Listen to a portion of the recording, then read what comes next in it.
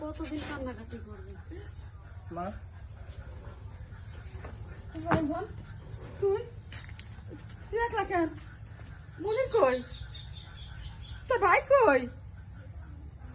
কথা কস না কেন? কি হইলো? মনির কো? বুঝছি, আপনার সাথে মনে হয় আগের মতো লুকোচুরি করতেছেন না। আরে না, মায়ের না কেউ লুকোচুরি খেলে।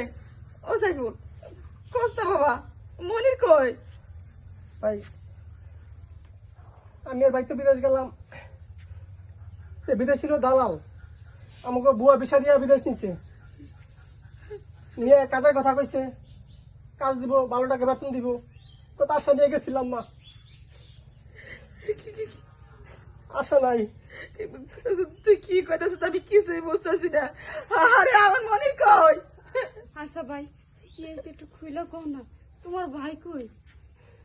ভাই ওই টাকা সুখে কাজ হইল না, অনেক কষ্ট, হঠাৎ করে ভাই একদিন মারা গেল। কি কইতাছিস তুই? কি কইতাছিস জান?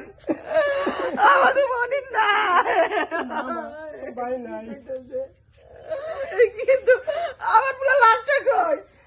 আমি লাশটা দেব, আমার পুরো রাইনা দে, তুই মনির রাইনা দে আমার কাছে। আল্লাহ, লাশ আনার জন্য অনেক চেষ্টা করছি, অনেক মানুষের কাছে গেছি, কিন্তু কেউ আমার সাহায্য করে নাই। এত কিছু বুঝি না। আমার পুলার আমার কাছে আইনা দে, আমার ভিক্ষা করো, ভাই বাবা, আমার কাছে যাও। আমার আবার পুলিশে গেল। আমি আসলাম জলখানায়, বাড়িয়া কত মানুষের পায়ে ধরছি, হাতে ধরছি, কত ভিক্ষা চাইছি, কেউ না সাহায্য করলো না। আমার ভাই যারা দেশ আনার জন্য কেউ সাহায্য করে নাই। না কত কষ্ট করছি, খায়া না খায়া। ওই দালাল আমাকে সর্বনাশগুলো করলো। কেমনি করে কি করবো, সব দিন শেষ হয়ে গেল রে বাবা।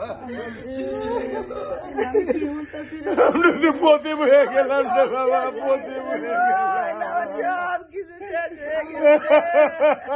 ভাঙ্গা পড়ো না, ভাঙ্গা পড়ো না, চিন্তা করো না। আমার ভুলার মুখটা আমি শেষবারের মতো দেখবার পারলাম না। আমিও ভাইয়ের দেশে আনতে পারলাম না। মা খালা পারলাম না, কেউ সাহায্য করলো না।